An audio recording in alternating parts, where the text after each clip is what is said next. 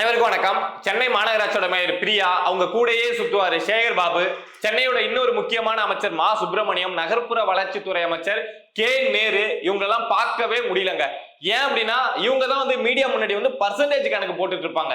என்ன அப்படின்னா சென்னையில மழைநீர் வடிகால் பணிகள் வந்து 98% முடிஞ்சிருச்சு, 99% முடிஞ்சிருச்சு, 99.99% முடிஞ்சிருச்சு அப்படின்னு இவங்க வருஷம் வருஷம் வந்து மீடியா முன்னாடி கணக்கு போடுவாங்க. இவங்க கணக்கு போட்டு முடிஞ்சதுக்கு அப்புறம் மழையும் பெய்யும், மழை ஆளு போக முடியாத அளவுக்கு தண்ணி அப்படிங்கிறது நிக்கும். சரி, தண்ணி தான் ஒரு பக்கம் நிக்குது அப்படின்னு பார்த்தா இவங்க சொல்லுவாங்க இவ்வளவு பணிகள் முடிஞ்சிருச்சு அப்படின்னு. ஆனா பணி நடக்கக்கூடிய இடங்கள்ல பாதுகாப்பு இல்லாம நடந்து அங்க பொதுமக்கள் போயிட்டு இவங்க தோண்டி வச்சு அந்த பள்ளத்துல உழுந்து இறந்து போகிறது, ரிப்போர்ட்டர் இறந்து போறது, பொதுமக்கள் இறந்து போறது அப்படிங்கிறது வருஷம் வருஷம் நடக்கக்கூடிய வாடிக்கையான ஒரு விஷயமா மாறி இருக்கு. அப்படி இப்போ மழைக்காலம் தொடங்குவதற்கு முன்பாகவே ஒரு உயிர் அப்படிங்கிறது போயிருக்கு. ஒரு துயர சம்பவம் அப்படிங்கிறது நடந்திருக்குங்க. அந்த உயிர் போன அந்த நிமிடங்களை நினைச்சு பார்த்தா நமக்கே வந்து மனசு பதைக்கும் அப்படின்னு வச்சுக்கோங்களேன். என்ன நடந்திருக்கு அப்படின்னா, செப்டம்பர் 1 சென்னை கோடம்பாக்கம் பகுதியை சேர்ந்த தீபா அப்படிங்கிற பெண் வந்து எங்கேயோ வேலைக்கோ எங்கேயோ ஒரு அலுவலா போயிட்டு 1 இரவு சென்னை சூளைமேடு பகுதி வீரபாண்டி நகர் அந்த வழியா நடந்து வந்திருக்காங்க.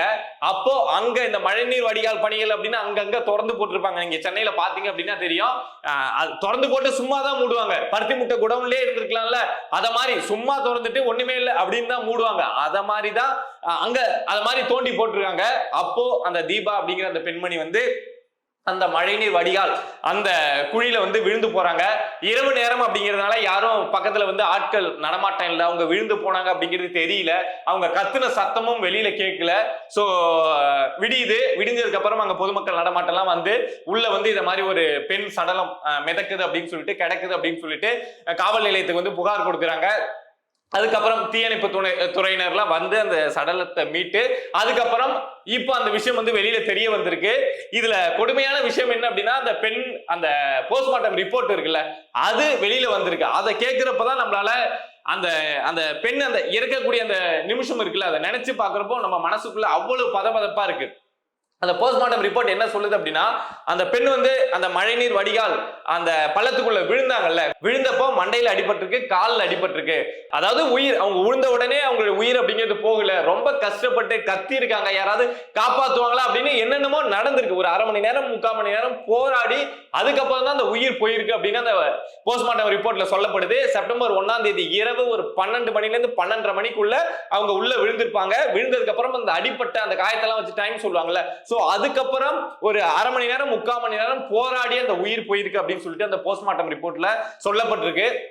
அதை நம்ம கேட்கிறப்பவே நம்மளால வந்து ஜீர்ணிக்கவே முடியல, ஏத்துக்கவே முடியல. ஒரு பெண் சாதாரணமா எங்கேயோ போயிட்டு வராங்க, ஒரு உடம்பு சரியில்லை இல்லாதவங்க அத மாதிரி எதுவும் கிடையாது, நார்மலா போயிட்டு வராங்க. இன்னும் கொஞ்சம் தூரம் போனா நம்ம வீடு வந்துடும், நம்ம அவங்களுக்கு மேரேஜ் ஆகி 42 வயது மேரேஜ் ஆயிருந்தா வீட்டுல போயிட்டு குழந்தைய பார்ப்போம், ஹஸ்பண்டை பார்ப்போம் அப்படின்னு ஏதோ ஒரு எண்ணத்துல போயிருப்பாங்க. ஆனா திடீர்னு இந்த மாதிரி ஒரு பள்ளத்துல விழுந்து போறாங்க அப்படின்னா, அப்போ அடிபட்டு உள்ள யாராவது காப்பாத்த வருவாங்களா மாட்டாங்களான்னு அப்படின்னு யோசிக்கிறப்போ என்னென்ன எண்ணங்கள் வரும்? அந்த 1/2 மணி நேரத்துல அந்த தீபா அப்படிங்கிற பெண்மணி என்னென்ன யோசிச்சிருப்பாங்க?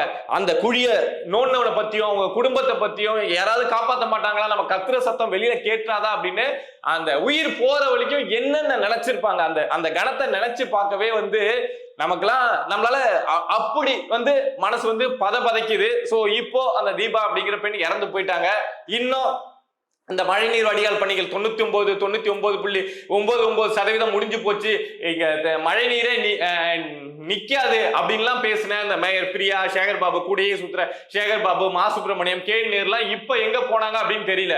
இப்ப வந்து மீடியா முன்னாடி வந்து பேச மாட்டாங்க, நாங்க வந்து 99% முடிச்சிட்டோம், இன்னும் 100% முடிச்சிட்டோம் அப்படின்னு இப்ப பேச மாட்டாங்க. அந்த தீபாவுக்காக ஒரு வருத்தம் கூட தெரிவிக்க மாட்டாங்க. எங்களுடைய தவறு தாங்க, நாங்க இந்த மாதிரி ஒரு தவறு பண்ணிட்டோம், மன்னிச்சிருங்க, நாங்க அதுக்கான இழப்பீடு அப்படிங்கறத அரசுகிட்ட சொல்லி வாங்கி தருவோம் அப்படின்னு இப்ப வந்து இந்த மா சுப்பிரமணியமோ, இந்த கே நேருவோ, இந்த பிரியாவோ, இந்த சேகர் பாபுவோ வாயை திறக்க மாட்டாங்க. இன்னும் ஒரு வாரம் கழிச்சு பாருங்க, வேற ஏதாவது ஒரு விஷயம் நடந்தது அப்படின்னா முன்னாடி வந்து மீடியா முன்னாடி அப்படியே கொத்தா நிப்பாங்க. பட் இப்போ இவங்க சம்பந்தப்பட்ட இவங்க தான் இந்த மாதிரி விஷயங்கள்ல அடிக்கடி வந்து முன்னாடி வந்து ஆதரவா, அரசுக்கு ஆதரவா நிக்கக்கூடிய அமைச்சர்கள் இவங்க தான், நிக்கக்கூடிய நபர்கள் இவங்க தான். சோ அப்படிங்கிறப்போ இப்போ ஒரு சம்பவம் நடந்திருக்கு அப்படிங்கிறப்போ எங்க போனாங்கன்னு தெரியல, ஆள் அப்ஸ்கண்ட் அப்படின்னு நினைக்கிறேன். இந்த மாதிரி செய்தியை கேட்டு வீட்டை விட்டு வெளியில வராம ரொம்ப அமைதியா இருக்காங்க. இன்னும் தீபா அந்த இறந்து போன பெண் பெண்ணுக்கு வந்து ஒரு இழப்பீடு வந்து அரசு தரப்புல இருந்து தெரிவிக்கப்படல, அரசு தரப்புல இருந்து ஒரு வருத்தம் கூட தெரிவிக்கப்படல. ஏன்னா இது முழுக்க முழுக்க ஒரு அரசோட தவறு. அரசோட தவறால ஒரு பெண் வந்து ரொம்ப மோசமான முறையில ரொம்ப அது திடீர்னு ஒரு மரணம் வந்துருச்சு அப்படின்னா அந்த மரணத்தை வந்து இறந்து போன அவங்களாலையுமே அந்த இறக்குற நேரத்தை தாங்கிக்க முடியாது, அந்த குடும்பத்தாலையுமே தாங்கிக்க முடியாது. அப்படி ஒரு மரணத்தை இந்த அரசு நிகழ்த்திட்டு பேசாம வாயை மூடிட்டு மௌனமா இருக்கிறது அப்படிங்கிறது ரொம்பவே வருத்தத்துக்குரிய ஒரு விஷயமா இருக்கு. இதுல என்ன அப்படின்னா அந்த தீபாவோட குடும்பத்தினர் எல்லாம் போயிட்டு ஓரளவுக்கு போராட்டம்லாம் நடத்த ட்ரை பண்ணி ஏதாவது இழப்பீடு வேணும், இத மாதிரி இறந்து போயிட்டாங்க அப்படிங்கிற முயற்சி எல்லாம் பண்ணிருக்காங்க. பட் அரசு தரப்புல இருந்து சரியான ரெஸ்பான்ஸ் அப்படிங்கிறது இல்ல. இவங்களுக்கு எல்லாம் இத மாதிரி போராட்டம் பண்ணலாம் சரி வராதுங்க. நாம இதுக்கு முன்னாடி அண்ணா யூனிவர்சிட்டியில ஒரு மாணவி வந்து உள்ளே ஒருத்தனால ஞானசேகரன் அப்படிங்கிற ஒருத்தனால பாலியல் வன்கொடுமை செய்யப்பட்டாங்க. அப்போ இங்க தமிழ்நாட்டில் நடந்த போராட்டங்கள் அப்படிங்கிறது எந்த அளவுக்கு இருந்தது அப்படின்னு தெரியும். ஆனா அங்க கூட ஒரு இடத்த கூட காவலர்கள் தாக்கப்பட்டாங்க, இத மாதிரி கல்வீச்சு சம்பவம் நடந்தது அப்படின்னு நம்ம கேள்விப்பட்டது இல்லை. இங்க சிவகங்கையில அஜித்குமார் அப்படிங்கிற ஒரு கோவில் காவலாளி வந்து அடிச்சு போலீஸால அடிச்சு கொல்லப்பட்டப்ப நிறைய பேர் ஆதரவு தெரிவிச்சாங்க, நிறைய பேர் ஆர்ப்பாட்டம் நடத்தினாங்க. அங்க காவல்துறை மேல ஒரு கல்வீச்சு நடந்தது அப்படிங்கிற அத மாதிரி நம்ம கேள்விப்பட்டது இல்லை. இப்போ ஒரு மோசமான இதுவும் ஒரு மோசமான கொலை தான், அரசு செஞ்ச கொலை தான் இந்த தீபா அப்படிங்கிற இந்த பெண் இறந்து போன இந்த விஷயமும். இப்பவும் போராட்டம் அப்படிங்கிறத நடத்தியிருக்காங்க, சின்ன சின்ன போராட்டங்கள் நடந்திருக்கு. அது கடைசியில பேச்சுவார்த்தை அப்படிங்கிறதுல முடிஞ்சிருச்சு. ஆனா இதே மீஞ்சூர் பகுதியில என்ன நடந்திருக்கு அப்படின்னா ஒரு இளைஞர் அமர் பிரகாஷ் அப்படிங்கிற ஒரு இளைஞர் உத்தரப்பிரதேச சேர்ந்த நபர், அவரு தங்கியிருக்க அந்த ஹாஸ்டல்ல இருந்து அந்த இடத்துல இருந்து மேல குடி போதையில மேல இருந்து கீழே விழுந்து குடிபோதையில விழுந்து இறந்து போறாரு. சோ குடிபோதையில மேல இருந்து கீழே விழுந்து இறந்து போறாரு. அதுக்கு எங்களுக்கு இழப்பீடு வேணும், எங்களுக்கு நீதி வேணும் அப்படின்னு சொல்லிட்டு அங்க இருந்த இளைஞர்கள், வட மாநிலத்து இளைஞர்கள் எல்லாம் சேர்ந்துகிட்டு காவல்துறையை கல்லால் அடிச்ச விஷயங்களை நீங்க பார்த்திருப்பீங்க. அங்க நம்ம தமிழ்நாட்டில் இருக்கக்கூடிய அந்த ஏரியாவில் இருக்கக்கூடிய காவல்துறையினரை விட அதிகமா அங்க வட மாநில இளைஞர்கள் இருக்காங்க. எல்லாம் ஒண்ணு சேர்ந்துக்கிட்டு காவல்துறையை கல்லால் அடிக்கிறாங்க. இது மாதிரி சம்பவம் நம்ம வந்து இங்க தமிழ்நாட்டுல தமிழர்களுக்கு பாதிக்கப்பட்டப்போ, இல்ல தீபா இப்ப இறந்து போனப்பயோ, இல்ல அஜித்குமார் இறந்து போனப்பயோ, இல்ல அண்ணா யூனிவர்சிட்டியில அத மாதிரி ஒரு பாதிப்பு நடந்தப்பயோ நம்ம இத மாதிரி ஒரு சம்பவம் அப்படிங்கிறது எப்பொழுதுமே கேள்விப்பட்டது கிடையாது. ஒரு விஷயம் நடக்குது அப்படின்னா ஆர்ப்பாட்டம் நடத்துவோம், போராட்டம் நடத்துவோம். ஆனா இங்க இழப்பீடு தரோம், இழப்பீடு அதாவது அவன் இறந்து போனது அவனுடைய மது போதையில இறந்து போயிருக்கான் அந்த அமர் பிரகாஷ் அப்படிங்கிற நபர். அவன் இறந்து போனதுக்கு இந்த அளவுக்கு வட மாநிலத்து இளைஞர்கள் கொதிச்சு போறாங்க, போலீஸ கல்விட்டு தாக்குறாங்க. அவ்வளவு கலவரமா அந்த இடத்தையே கலவர பூமி மாதிரி லாண்ட் ஆடுற பிரச்சனையை கொண்டு வந்திருக்காங்க. அதுக்கப்புறம் இப்ப வந்து ஒரு 70 பேர் மேல காவல்துறையினர் வழக்கு போட்டுறாங்கன்னு வச்சுங்களேன். அந்த வழக்கெல்லாம் நிக்காது. இதே இங்க தமிழ்நாட்டில் இருக்கக்கூடிய தமிழர்கள் மேல வழக்கு போட்டாங்க அப்படின்னா அது ரொம்ப ஸ்ட்ராங்கா இருக்கும். பட் அந்த வழக்கெல்லாம் நிக்க போறது கிடையாது. ஏன்னா இங்க இவங்க ஏதாவது செஞ்சாங்க அப்படின்னா அங்க உத்தரப்பிரதேசத்துல இருக்கக்கூடிய யோகி வந்து கோச்சுப்பாரு, இங்க இவங்க ஏதாவது செய்ய போறாங்க அப்படின்னா பீகார்ல இருக்கக்கூடிய நிதிஷ்குமார் கோச்சுப்பாரு அப்படின்னு சொல்லிட்டு வழக்கு அந்த செக்ஷன் எல்லாம் ரொம்ப அப்படியே லைட்டா போட்டுட்டு வெளியில விட்டுருவாங்க. இதை ஏன் சொல்ல வரேன் அப்படின்னா நமக்கு அந்த உணர்வு இல்லையோ அப்படின்னு சொல்ல வரேன். இங்க அந்த மரணத்தை விட இந்த நான் சொல்லக்கூடிய மரணங்கள்லாம் எவ்வளவு வலி மிகுந்த மரணங்களா இருக்கு, எவ்வளவு பெரிய பிரச்சனையா இருக்கு.